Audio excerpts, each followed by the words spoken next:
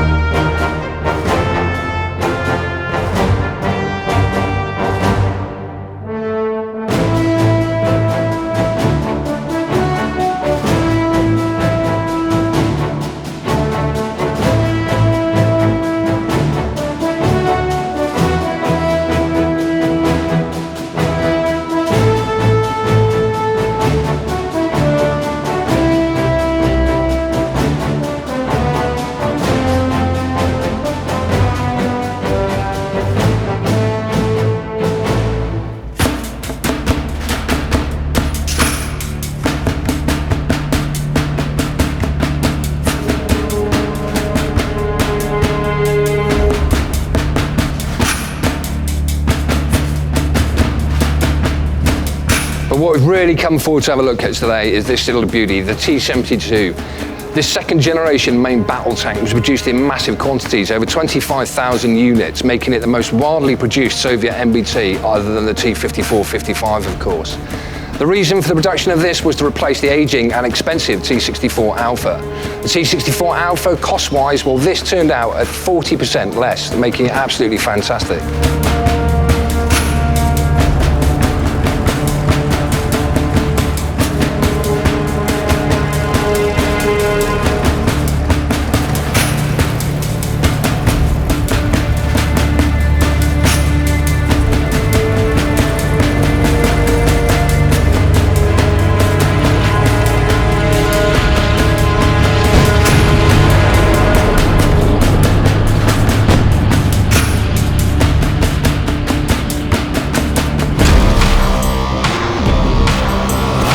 Okay, so let's take each part of the T-72 then, look at it in more detail. And the first we're going to start with is the front. And you can see the T-72 very distinctive by the V-shaped glacis plate that you've got on the sloped frontal armour there.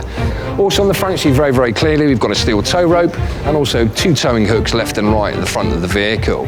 If we look at the driving lights on the T-72, what you have got is across to the right-hand side are very normal driving lights, but of course on this side you've also got an IR driving light as well.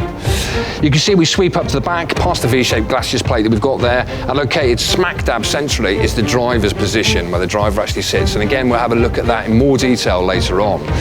Just to the side there you can see the driver's hatch in the open position at the moment. Okay, having a look at one of the sides of the T-72 then. The only difference between the two sides really is this particular one is mostly consisted of the storage compartment. On the other side, which you'll have a look at later on, is where we've actually got the fuel compartment all the way down that side. Dealing with this side, you can see we've got storage compartment, storage compartment, storage compartment down there, and have a look down there at the moment. Rubber side skirts fitted on this particular model, and of course as far as suspension is concerned, we've got the very standard Soviet style suspension. The rubber track and also steel of course, with 96 links in either side and the 6 evenly spaced road wheels. When we're looking at these storage compartments in more detail, if we have a look and actually open one of these, we can see they're absolutely bone design. We've got 7 clips on there, which makes it incredibly hard to open. If you notice this one, when you open it anyway, you can't open it fully because it stops from opening by the snorkel tube, or the container for snorkel tube. And inside there, all we would find mostly is the driver's tools and tools for maintenance. Moving further down on back, the final thing we're really going to deal with is obviously the exhaust. You can see there the heat shield above the exhaust.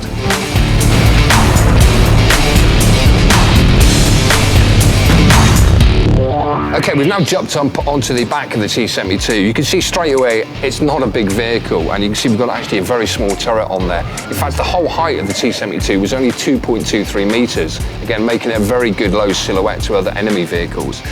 Some of the things on the back of the turret then, you can see quite clearly there we've got a convoy light. Now a convoy light, if you didn't know, was all it was used for, as the name suggests, another vehicle travelling behind at night. It means there's no light on at all. All they can see that the vehicle in front is that very small orange or red light for them to follow. Moving back, we've got another storage bin here. This particular one was used for ammunition, both main armament ammunition and small arms ammunition. And in fact, if we open it up, we can see inside there at the moment, we've got 2 drums for small arms ammunition located inside there at the moment. Moving further down onto the back decks, you can see as far as most main battle tanks are concerned, it is very small configuration here on the back decks.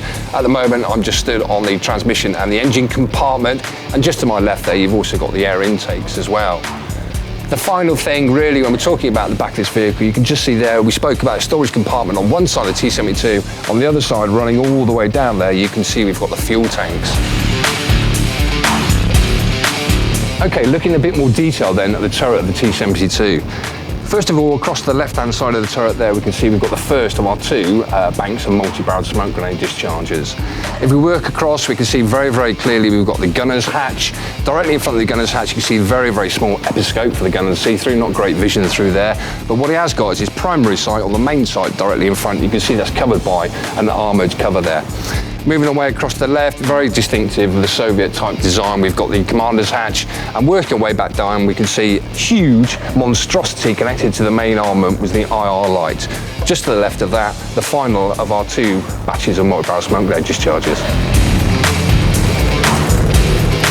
Let's have a look then in more detail at the main armament on the T-72. The T-72 is equipped with a 125mm smoothbore gun. Smoothbore versus rifled barrel, well, you could debate that question, of course, until the cows come home, but being a Brit tanky, of course, I will always opt for the rifled version. As far as the thermal sleeve is concerned, you can see that it's got a hardened thermal sleeve as opposed to most of the British MBTs that have got the soft or padded thermal sleeve.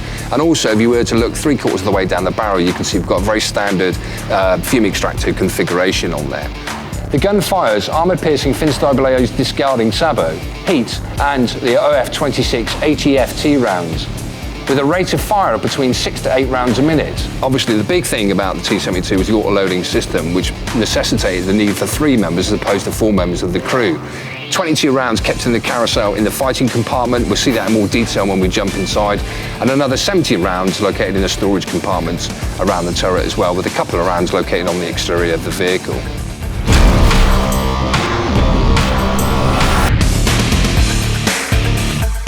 Okay, we've now jumped inside the fighting compartment of the T-72. The first thing you can see there is absolutely no room whatsoever in here, and it is a pretty cramped turret. But of course, because of that, only a 2-man crew in here. The position I'm in at the moment is that of the commander. Some of the controls you can see for the commander up there, straight ahead in front of him, we have his sight, primary sight. This particular one is the TKN-3 sight that he's got on there. Also, to the left and right of that, 2 very, very simple periscopes or episcopes. Now, the whole of the fighting compartment really is taken up with the breech mechanism assembly, which you can see quite clearly here, and also the auto-loading system. And this is where the majority of the space in the T-72 fighting compartment actually is lost to, the auto-loading system. This is all the mechanism that actually loads it, the 2-part ammunition. But you can see that the sheer space inside here is not much at all. It is a very simple layout, very functional, but it's not particularly comfy.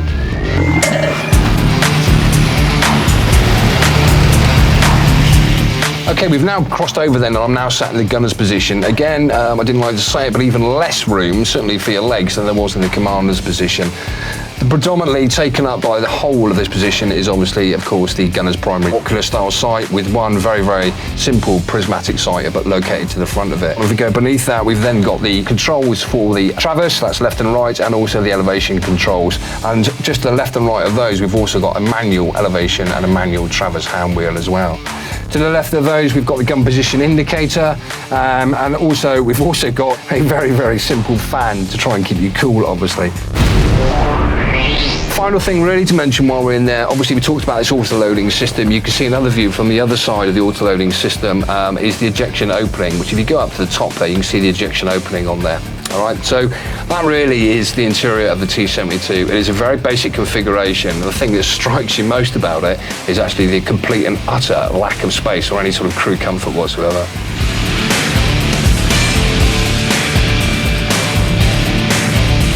Okay, we're now obviously going to look at the driver's cabin.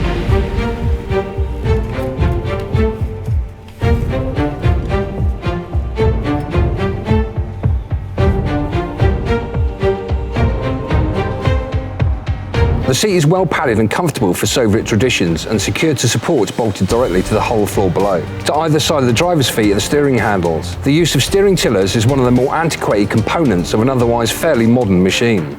To the driver's right is his gear shift and components of the NBC protection system. The pedals in front of his seat include the normal clutch, brake and accelerator. The driver has a single vision periscope mounted forward of its overhead hatch. Now there is little room between the hatch and the centered gun tube above that when the turret is centered, the driver has real problems using it. The driver's best chance for an emergency exit is to remove his seat back and squirm into the turret, exiting then up and through one of the turret hatches.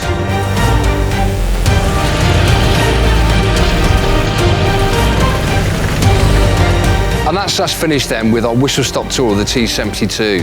There's no doubt, of course, that the T-72 in its day was one of the world's best main battle tanks. However, without modification and upgrades, it is now really no comparison and no contender for anything out there on the battlefield.